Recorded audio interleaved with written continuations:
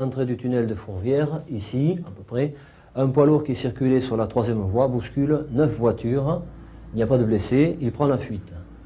Arrivé à Fézin, au sud de Lyon, il récidive et envoie 2 voitures dans la glissière de sécurité en les bousculant.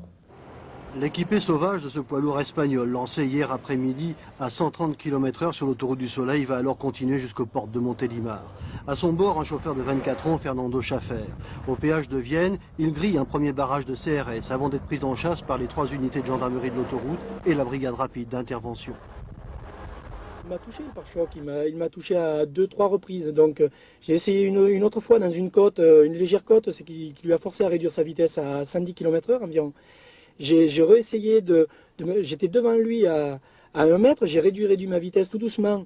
Et puis bon, ben, on est venu pare-choc contre pare-choc. Il m'a touché, ça faisait des petits chocs, quoi. Et lui, il ne ralentissait pas. Et dès qu'il était sur le plat, il revenait à 130-140 sans discontinuer.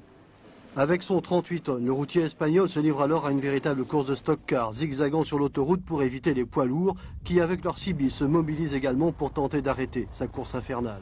L'usage des armes était envisageable, certes, mais il faut voir quand même quelles sont les conséquences irréversibles. La solution adoptée a été de le ralentir et de l'intercepter. Il vous a fait peur? Peur, quand il est passé dans le barrage, qui s'est présenté derrière moi à 130, 140, là j'ai eu un moment de flottement. Là.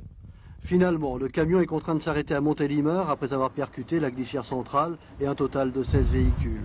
Son mouchard indiquera que Fernando Schaffer avait en 24 heures conduit 19 heures. L'alcotest a été négatif, mais une prise de médicaments pourrait être à l'origine de la course folle d'un chauffeur qui devait rejoindre Valence en Espagne et qui a été écroué à la maison d'arrêt de Valence en France.